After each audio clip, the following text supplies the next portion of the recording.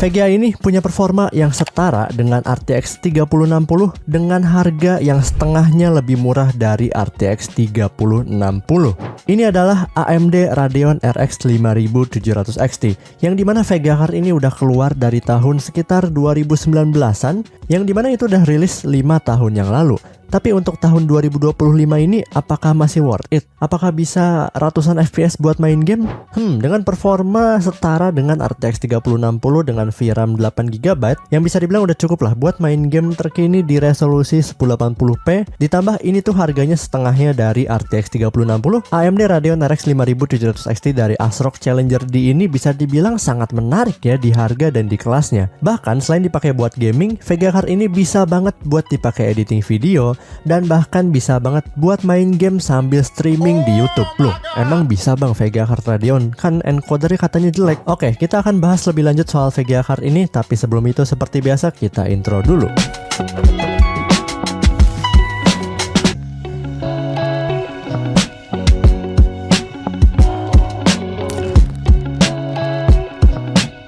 Oke, assalamualaikum warahmatullahi wabarakatuh. Halo semuanya, kembali lagi bersama saya Jofar Gantara Putra di channel Pemula IT, dan di video kali ini kita akan memasuki segmen bahas teknologi. Ya, ini dia AMD Radeon RX 5700 XT dari ASRock Challenger D 5700 XT. Saya agak cadel, mohon maaf ya. Dirilis sekitar tahun 2019 ya, dimana ini tuh udah 5 tahun lebih umurnya. Dan tentu saja dengan umur yang sangat tua tersebut, ini udah nggak ada unit yang barunya. Jadi ya, kalian nggak akan bisa dapat unit yang baru dari Radeon RX 5700 XT ini. Jadi langsung to the point aja gitu ya. Saya bisa dibilang nggak merekomendasikan VGA card ini, walaupun secara harga dia itu harga bekasnya bisa dibilang setengahnya RTX 3060 dengan performa yang setara. Karena balik lagi gitu ya, barang bekas kita nggak tahu sebelumnya dipakai apa aja, dan juga 1,8 juta cuy, ini bukan uang yang sedikit gitu ya bagi banyak orang. Dan 1,8 juta kalau tiba-tiba no display besoknya kan nggak lucu gitu ya. Ditambah barang bekas juga garansinya pendek banget, cuman rata-rata paling lama 1 bulanan ya. Dan karena ini udah 5 tahun lalu, jadi nggak mungkin ada yang jual RX 5700 XT ini yang masih garansinya on. Udah pasti nggak ada gitu ya, karena udah rilis 5 tahun lalu, dimana VGA card baru tuh rata-rata garansinya 3 tahunan.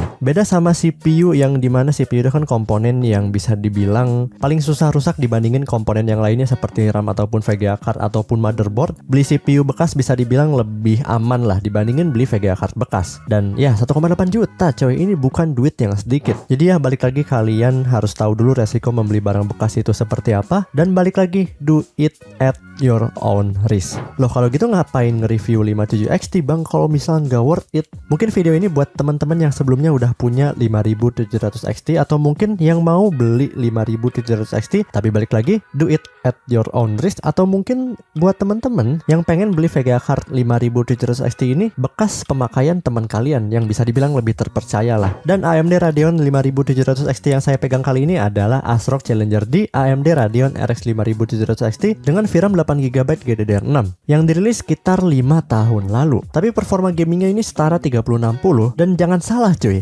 ini bisa dipakai buat streaming di YouTube. Oke, mungkin sebelum masuk ke benchmark dan pengujian lainnya, kita bahas dari segi desainnya dulu. Ini dia ASRock Challenger D AMD Radeon RX 5700 XT yang punya desain yang cukup menarik ya. Di bagian depan cukup keren dan gaming banget, tapi agak aneh sih ya di bagian belakang. Untuk masalah pendinginan dia pakai dual fan, dan di bagian samping ada heatsink yang bisa dibilang cukup gede ya, yang ini membantu pembuangan panas lebih maksimal. Plus di bagian belakang ada backplate yang saya bilang tadi agak aneh ya, karena backplate-nya ini nggak menutupi keseluruhan GPU, jadi agak ada bagian yang telanjang dikit ya. Tapi walaupun begitu, ini juga sangat membantu untuk mengkokohkan GPU sekaligus untuk melepas panas. Soal spek dasarnya, Radeon RX 5700 XT ini adalah GPU pertama yang pakai arsitektur RDNA. Jadinya dia pakai RDNA pertama ya, dengan fabrikasi 7 nanometer dan pakai VRAM 8GB GDDR6.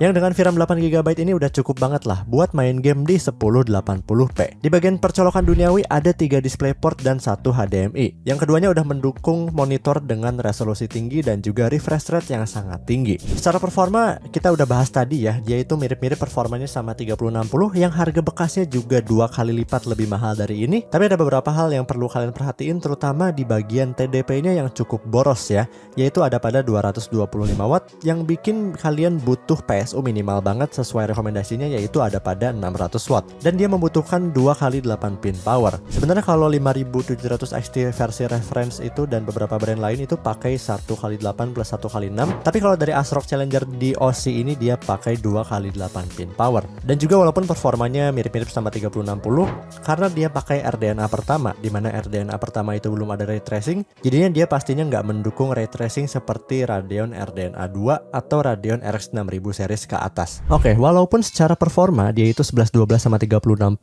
di harga yang bisa dibilang setengahnya dari 3060 bekas juga, tapi terdapat beberapa kekurangan ya kalau dibandingin sama 3060. Pertama, dia itu bisa dibilang lebih boros listrik dibandingin 3060, dimana dia itu TDP-nya tuh 225 watt cuy. Yang ini jauh lebih tinggi dibandingin RTX 3060 dan sangat jauh lebih tinggi dibandingin saudaranya yaitu RX 6600 yang performanya di bawah ini dikit. Dimana dengan TDP yang setinggi ini kalian butuh power supply yang cukup besar ya, minimal 600 watt kalau dari rekomendasi di website ASRock-nya. Lalu TDP yang tinggi ini juga berpengaruh pada suhu yang lebih tinggi ya dibandingin RX 6600 maupun RTX 3060, dimana pada saat saya pakai VGA card ini untuk bermain game rata kanan gitu ya, walaupun FPS itu bisa dibilang tumpah-tumpah, tapi suhunya juga tumpah-tumpah bahkan sampai nyentuh 86-87 derajat Celcius. Itu panas banget, tapi bisa dibilang itu aman ya selagi nggak nyentuh suhu maksimal yang bikin VGA cardnya mati gitu ya. Mati maksudnya mati Windowsnya ya, bukan mati VGA cardnya ya, karena VGA card ini terkenal panas banget. Jadi suhu 80-85 itu bisa dibilang normal ya kalau main game rata kanan. Lalu kekurangan lainnya dibandingin 3060 dan juga 6600 adalah dia itu nggak punya yang namanya ray tracing coy. Dimana ray tracing ini bisa dibilang mungkin bagi sebagian orang di dunia ini dibutuhkan ya, bukan untuk gaming tapi buat kebutuhan produktivitas juga. Salah satunya buat kebutuhan 3D rendering ya di Blender dan juga buat kebutuhan seperti AI dan beberapa software lainnya yang udah memanfaatkan teknologi ray tracing ini. Karena manfaat dari ray tracing itu selain untuk gaming juga bisa dipakai buat beberapa pekerjaan atau aplikasi produktivitas lainnya yang udah mendukung ray tracing. Oke, tanpa basa-basi lagi kita langsung aja masuk ke benchmark dari AMD Radeon RX 5700 XT dan sebagai pembanding saya bandingkan juga dengan RX 6600 dan juga ya ada sedikit aja ya dari 6600 XT karena 6600 XT-nya akan saya bahas di lain video ya. Jadi saya masukkan sedikit aja buat perbandingan dan ada testing buat streaming video juga. Oke, langsung aja kita masuk ke benchmarknya. Let's go. Oke, seperti biasa ada 3D Mark series di situ kita dapat skor 25.493 untuk 3D Mark Firestrike dan juga 9.054 untuk 3D Mark Time Spy yang dimana ini skornya bisa dibilang tengah-tengah antara 6600 dan juga 6600 XT. Kalau kita lihat dari sini mungkin kelihatannya performa 6600 tuh di bawah 5700 XT ya kalau dilihat dari 3D Mark, tapi kita nggak mungkin langsung nilai dari sini. Next kita coba juga untuk 5700 XT yang pakai interface Gen 3 dan juga Gen 4 karena memang 5700 XT itu pakai Gen 4 ya. Dan dari sini kita lihat bahwa Gen 3 itu akan terjadi bottleneck ya. Walaupun katanya nggak terlalu signifikan ya perbedaannya, tapi kita lihat dari 3D Mark Firestrike di situ perbedaan skornya cukup jauh ya, dari 25 ribuan sampai 28 ribuan ya. Nah, soal PCI Express di sini mungkin kita akan bahas lebih detailnya di video yang lain karena saya akan bahas lebih detail soal penggunaan GPU di PCI Express generasi ketiga versus PCI Express generasi keempat. Next, untuk 3D Mark Steel Nomad di situ sama aja seperti yang sebelumnya ya. 5700 XT di situ dapat performa yang bisa dibilang tengah-tengah antara 6600 dan juga 6600 XT.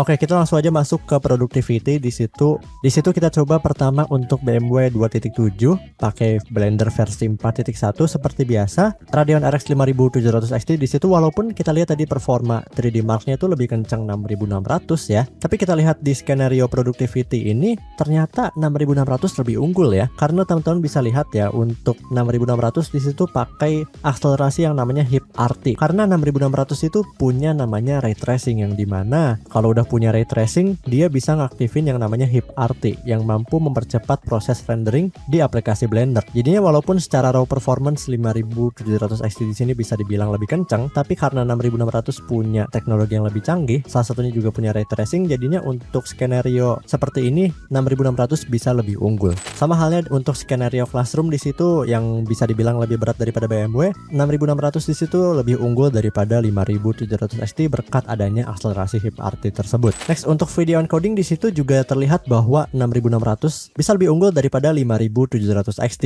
baik di skenario Full HD 30 fps maupun di 60 fps. Hal ini terjadi karena RX 6600 punya teknologi yang lebih canggih, generasi yang lebih baru, arsitektur yang lebih baru, dan tentunya karena arsitektur yang lebih baru, otomatis versi dari video encodernya juga lebih baru dan lebih canggih. Yang ini bikin performa encoding videonya bakal lebih cepat dari 5700 XT pastinya. Oke, kalau kita lihat RX 5700 XT di situ bisa dibilang encodernya masih belum bagus-bagus banget ya. Karena pada saat kita ganti CPU yang lebih kenceng di situ performa encodingnya juga lebih kenceng. Yang berarti ini CPU-nya juga ikut andil besar ya untuk ngeproses atau bisa dibilang nge-encode video ini, terutama di skenario Full HD 30 fps. Sama halnya di skenario yang lebih tinggi juga ya, mau itu 4K maupun Full HD 60 fps. Di situ walaupun encodernya juga lebih kerja keras dibandingin di Full HD 30 fps, tapi karena encodernya ini belum bagus-bagus banget, jadinya CPU-nya juga masih ikut kebagian tugas lah, masih disuruh kerja juga ya. Kerjaannya masih dibagi ke si CPU-nya, bukan secara besar atau secara masif kerjaannya tuh dialihkan ke GPU. Jadinya proses encoding juga lebih lama ya bisa dibilang dibandingkan dengan kubu sebelah yang lebih matang maupun RX 6000 maupun RX 7000 series.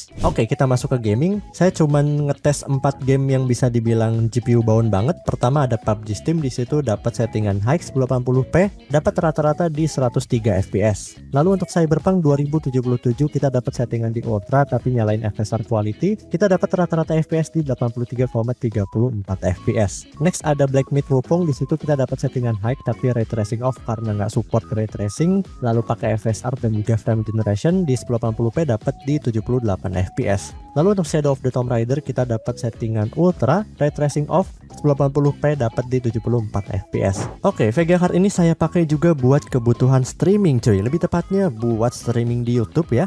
Pakai dua skenario yaitu cuman H264 sama H265 aja sih. Dan mohon maaf ada keterbatasan bandwidth internet gitu ya, jadi saya nggak bisa ngetes di atas bitrate sekitar 7,5 sampai 10 Mbps-an karena ya internet saya cuman segituan doang ya kecepatannya. Jadi mohon maaf saya nggak bisa ngetes lebih tinggi lagi, jadi hasilnya agak burik. Tapi kita lihat-lihat hasilnya itu baik video encoding, video recording, dan juga buat kebutuhan streaming H265 untuk 5700 XT itu bisa dibilang sangat kurang ya. Ada sedikit artefak, bisa dibilang setiap beberapa detik itu bakal muncul artefaknya kalau pakai encoder H265 atau HFC. Walaupun HFC ini bisa dibilang secara kualitas lebih baik dengan bitrate yang lebih rendah, tapi kembali lagi karena 5700 XT di sini encodernya masih belum bagus-bagus banget, jadinya untuk H265 di sini hasilnya bakal terjadi ada sedikit artefak, dan itu hasil videonya untuk terutama buat kebutuhan diupload ke YouTube bakal jadi burik ya, jadi agak aneh gitu ya. Contohnya seperti video yang saya dulu yang 5800X sama 7700 XT, di situ ada sedikit artefak, kalian bisa perhatikan aja di videonya gitu ya. Tapi secara performa nggak ngaruh ya, bisa dibilang buat streaming sambil main game, buat sambil pakai dual monitor, multitasking dan lain sebagainya, ini lancar jaya. Yang bisa dibilang encodernya udah sanggup lah buat streaming, tapi outputnya memang nggak sebagus yang H264 kalau pakai HVC maupun RX 6000 ke atas ataupun dari kubu sebelah. Oke, gimana menurut teman-teman performa dari AMD Radeon RX 5700 XT dari ASRock Challenger D, yang dimana dengan harga 1,8 jutaan harga bekas ya, ini sangat menarik ya, dimana kalau dari kubu hijau itu cuma dapat kayak 1660 Super atau 1660 Ti aja, yang dimana performanya itu jauh di bawah 5700 XT. Oke, kalau dibandingin sama 6600 ya, kita lihat aja perbandingan secara spesifikasinya. Untuk arsitektur tentu saja lebih baru 6600, dimana 6600 di sini pakai RDNA 2 yang dirilis tahun 2021, yang dimana RDNA 2 ini mendukung beberapa fitur dan juga teknologi yang lebih canggih. Salah satunya adalah ray tracing tadi. Lalu dari segi VRAM dia sama-sama 8GB GDDR6. Lalu untuk TDP nih yang paling menarik, dia cuma 132 watt coy. hampir setengahnya lebih hemat dibandingin 5700 XT. Yang dimana ini juga berpengaruh pada suhu yang bikin lebih rendah 6600 dibandingin 5700 XT pastinya. Lalu TDP yang lebih rendah ini juga bikin 6600 juga bisa dipasang power supply minimal 450 watt aja cuy. Nggak butuh power supply yang gede-gede. Nah, walaupun performa 6600 di bawah 5700 XT ya dari segi performa gaming, tapi melihat beberapa kelebihan tadi tuh RX 6600 tuh bisa dibilang lebih menarik ya daripada 5700 XT. Walaupun secara harga bisa dibilang sama aja. Karena ya perbedaan FPS-nya juga tipis-tipis gitu ya. Ditambah RX 6600 juga sampai sekarang masih ada harga barunya. Walaupun harganya udah lebih naik ya dibandingin beberapa bulan lalu, tapi balik lagi gitu ya, baru itu punya garansi yang sangat panjang dibandingin Vega card bekas. Jadi dengan adanya 6600 ini kayaknya 5700 XT ini walaupun secara performa gitu ya, performa gamingnya tuh bisa dibilang lebih tinggi 5700 XT, tapi dengan beberapa kelebihan tadi yang sangat menguntungkan user terutama dari segi efisiensi dan juga fitur yang lebih modern, RX 6600 lebih bisa dibilang lebih masuk akal buat dipilih dibandingin RX 5700 XT. Jadi 5700 XT ini bisa dibilang buat siapa sih bang? Kalau misalnya nggak bisa dipilih, ya menurut saya sih emang nggak usah dipilih ya, karena ada 6600. Jawabannya sangat simpel. Oke, mungkin daripada bingung kita langsung aja masuk ke kesimpulan. Kira-kira situasi apa sih yang bikin 5700 XT ini cocok buat dipilih? Oke, kita langsung aja masuk ke kesimpulannya. Oke, kalau kita simpulin sebenarnya 5700 XT ini bisa dibilang sulit banget buat kita rekomendasiin nih. Karena sebenarnya ada yang lebih menarik yaitu RX 6600 yang bekas juga, yang bisa dibilang ini pilihan yang lebih masuk akal mengingat teknologi yang lebih baru, efisiensi yang lebih mantap, dan juga punya fitur-fitur yang lebih modern. Salah satunya adalah ray tracing. Walaupun kita lihat di pasaran tuh harganya bisa dibilang sekitar 200 sampai 300 ribuan, lebih tinggi dikit ya. Jadinya RX 5700 XT ini sulit banget buat direkomendasiin. Tapi ada situasi di mana 5700 XT ini bisa jadi solusi alternatif buat 6600 ketika stok RX 6600 bekas itu nggak selalu ada di pasaran. Karena bisa dibilang 6600 nih laku banget di pasaran cuy. Jadi kalau misal 6600 ini tiba-tiba stoknya menghilang di pasaran, 5700 XT bisa jadi solusi alternatif. Lalu kalau kita lihat juga 6600 kan harganya di 200 sampai 300 ribuan lebih mahal daripada 5700 XT, yang mungkin ini buat sebagian orang nambah budget segitu tuh bisa dibilang sebuah masalah ya, dan bisa dibilang nggak bisa nambah budget lagi ya, walaupun cuma 200 sampai 300 ribuan gitu ya. Kalau dibandingin 1,8 juta itu hal yang bisa dibilang ya sedikit lah ya, nambah 200 sampai 300 ribuan. Tapi nggak semua orang seperti itu. Mungkin 1,8 juta udah mentok, atau mungkin 200 sampai 300 ribuannya bisa dipakai buat kebutuhan yang lain seperti upgrade storage ataupun beli peripheral lainnya. Kalau dari segi performa, RX 5700 XT sendiri sih punya performa yang bisa dibilang ngejar performa RTX 3060, bahkan bisa setara dengan RTX 3060 dalam skenario gaming. Walaupun begitu, kita lihat tadi ya, 5700 XT ini bisa dibilang udah nggak ada yang barunya gitu ya. Jadi semuanya pasti yang berada di pasaran itu barang bekas yang udah termakan usia yang cukup lama, sekitar 5-6 tahunan. Selain boros daya, suhunya juga lebih tinggi dibandingin GPU generasi baru, dan dari segi garansi juga rata-rata mulai 7 hari doang ya, sampai paling lama 1 bulanan lah. Bahkan ada yang nggak ngasih garansi sama sekali. Jadi kalau kalian nggak hati-hati, kalian bisa dapat unit yang termakan usia, performa menurun, atau bahkan ada masalah tersembunyi. Jadi kalau kalian misal udah fix nih pengen ambil 5700 XT, pastikan kalian siap akan semua resikonya. Jangan lupa untuk cek unitnya dengan teliti, cari penjual yang terpercaya, kalau bisa tes langsung ya sebelum dibeli, atau minta garansi 7 hari sampai 1 bulanan buat ngetes dan nge-stress test gitu ya. Atau kalian nggak ngerti soal VGA card, kalian bisa minta tolong temen yang udah lebih ngerti soal beli-membeli barang second ya. Dan yang terakhir, jangan lupa do it at your own risk. Oke, terima kasih telah menonton video ini sampai akhir. Jika ada pertanyaan boleh komen di bawah. Jangan lupa tekan tombol subrek, nyalakan lonceng notifikasinya, like jika suka. Terima kasih. Saya Jafar Gantara Putra, mohon maaf jika ada kesalahan kata atau kesalahan dalam penyampaian informasi. Terima kasih. Wassalamualaikum warahmatullahi wabarakatuh. Mantap.